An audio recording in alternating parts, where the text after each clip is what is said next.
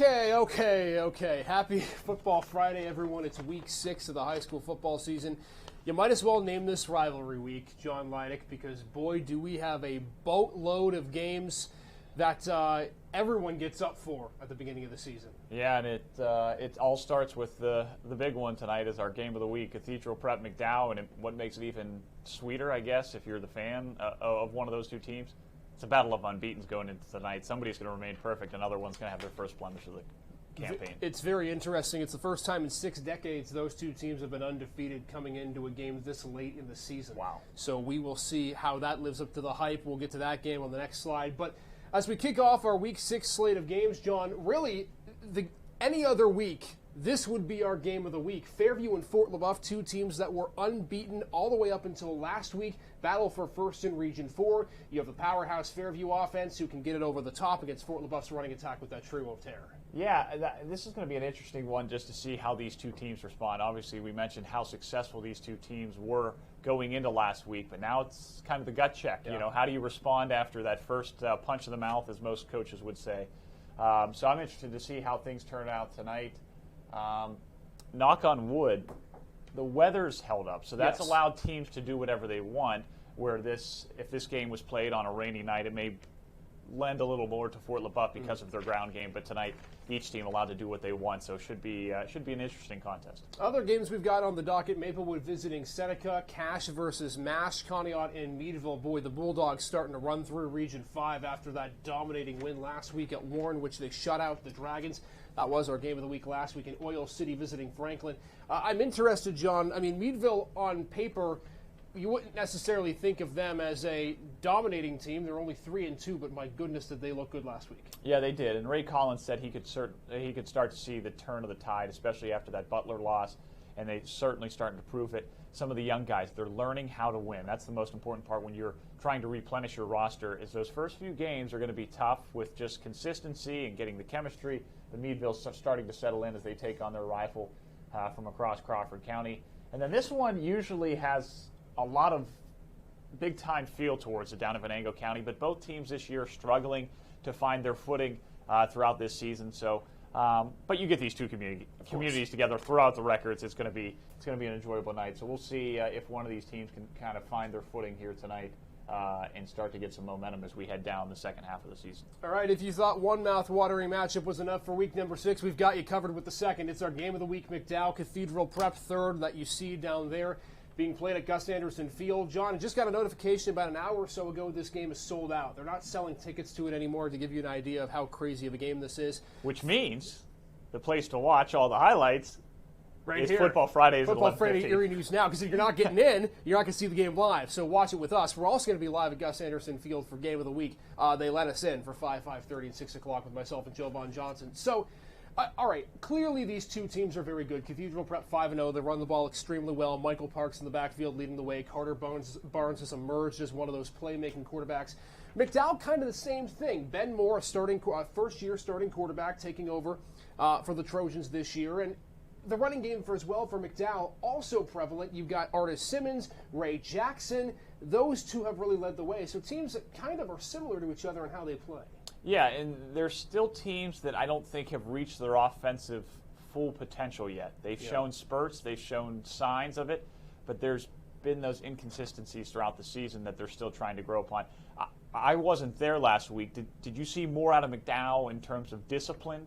I know that was a big issue the first couple of weeks of the season that could be costly here tonight. Yeah, I think I did see more of that. I think it was more so just the wanting to get out of the gate calmly. I think one of the things that Coach Orlando really stressed when I talked to him earlier in the week, I think the big thing was not overpowering so early, not using up so much of that juice. And what I mean by that is, don't be so hyped up for a game that you make stupid mistakes. I think we saw that when McDowell played Brashear, when McDowell played Butler. They were so hyped up, so amped up for the games that they made a couple of silly penalties, holding, personal foul, and that's what held them back in the games. The Trojans have been a second-half team, but Coach Orlando wanting that discipline. We'll see if they can get it tonight. And I think also, too, when you look at Cathedral Prep, they're a team that doesn't make a lot of mistakes, whether that's mental mistakes or physical mistakes in the field, so the Trojans are going to have to be letter perfect tonight in that regard. Yeah, it should be a good one there. I think if you look at some other ones, the big two that stand out, Northwestern and Cochranton, both fighting for the top of the region standings. Mike Filippa's group so far are perfect at 3-0, I believe, if memory serves correct. And then Northwestern right there at the top as well. Not playing each other this season unless that game was rescheduled that was postponed, I believe, what was that, last week or 2 weeks ago? It was last week, yeah. So, each of these teams trying to keep pace as they take on Erie County matchup up here, and then you got the Crawford County rivals going head-to-head at Cambridge Springs and Cochranton. And if you're Northwestern, you got to win this game tonight because next week you travel to Eisenhower to face the once-beaten Knights. That could be a hodgepodge at the top of Region 2 if the Knights are able to beat Northwestern next week. Again, Cochranton undefeated. They have already beaten Eisenhower, so we'll have to see how that trio of teams up at the top of Region 2 matches up as we move through the season. Other games tonight, Warren at General Mclean. Both of those teams seeking a bounce-back victory after losses last week. You look at Titusville and Hickory. The Hornets trying to knock off the Rockets. Sagertown visiting Reynolds, and then Kennedy Catholic traveling to Lakeview to face the Sailors. Yeah, I think the big one that stands out when you look at this is the fact of Region 5 up there. Two teams that are right in the middle of the pack. They've had their great games, and they've had some games where they've slipped up. Obviously, Warren's two big ones against Cathedral Prep, and then last week against Meadville. General Mclean seems to have found a bit of footing, but last week, obviously, with a challenging Butler team. So we'll see how both bounce back after a loss in week number 5. And you talk about Meadville earlier and the dominance that they've had. The Bulldogs have to keep winning because Warren and General Mclean only have one region loss. Yeah. So even though you might look at Meadville, you might say, well, Ray Collins' team is going to run through the rest of the season. Not so fast. One region loss. You lose a game if you're Meadville, Warren GM starts to get on the winning side, and all of a sudden it could be an interesting battle because that's how things work. I mean, the regions can be determined early, they can be determined at the last week of the season as it's shaping up to be, seemingly. Yeah, and I mean, each one counts region or non-region because, again, while these regions are consistent of 6 to 8 teams, or depending, there's a 14 region, it's all about classification because that's where the seeding in terms of the District 10 committee is going to come down based off your record just overall. They're going to look at, yes, your region wins are going to play a factor into that equation, but you also want to get some of those key style points, as you could say. All right, other games that we have in week number 6. We've got Grove City traveling to Sharon. A couple of big wins for Grove City and Sharon. Those were actually the teams that beat Fairview and Fort LaBeouf last week, if my memory serves me right. Sharon took down Fort LaBeouf. It was Grove City beating Fairview. Wilmington to Sharpsville in Region 1, and then Mercer visiting Greenville, another Mercer County game in Region 1, too. Yes, I think you go to the top of the board again. Grove City and Sharon, two offenses that have found a lot of consistency so far this year. The other two games you look at, Wilmington starting to, I think it's going to come down to them, and Farrell are going to be a big battle towards the end. And then this one, interesting. I think it go either way on that one. All right, what else do we have here for this week? A couple of games happening. Friday game, and then these two Saturday games. So, Harbor Creek and Butler. The Golden Tornado, they're finding their footing, too, after thrashing General Mclean last week. And then Saturday, Erie visiting St. Joe's Marauders. Northeast at Mercyhurst Prep. I think that's the homecoming game for the Lakers. That will be at Saxon Stadium. Yeah, and that'll be a nightcap as teams right there in the middle of the pack there as well. And then Erie High tries to get back into the win column. So, yeah, should be some interesting games there. Of course, Erie hitting the road, and so is Harbor Creek. Harbor Creek, man, it's been a troubling season after all the success that they had.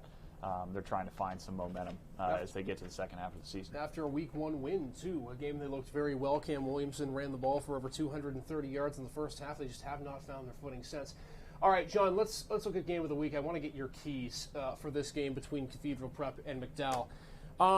Clearly the rivalry means it will be a heightened atmosphere, lots of emotion, lots of intensity. Let's start with Prep. Keys to victory for Mike Mishler's squad after losing twice to McDowell last year.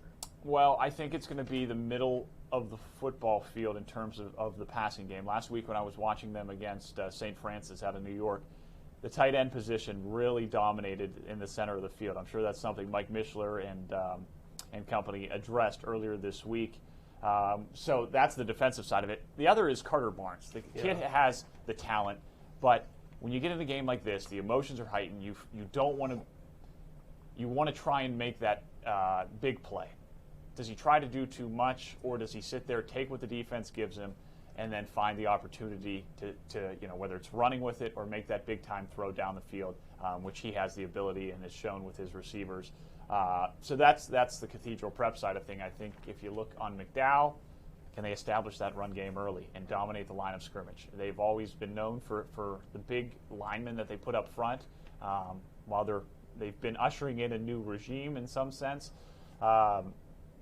Yeah, I think if he can do that, and then if you can keep Carter Barnes in the pocket defensively, you're going to force him to throw the football, which Cathedral Prep hasn't asked him to do a lot of this year. Right around 15 to 20 throws a game. If you can maybe force him, if you can get them behind to throw a little bit more, that could be a key to victory for McDowell. I think the argument in this game, if the ball ends up between the hashes for the majority of the game, it's McDowell's to win. If you can move the ball outside, Prep has a good shot of getting the win. It's interesting, I was talking to Carter Barnes earlier in the week, and we'll hear from him on our Game of the Week preview on Erie News Now at 5 and 5:30 and 6. I asked him, I said, have you surprised yourself with the way you've been able to play this season and learn the offense? He says, no, not really.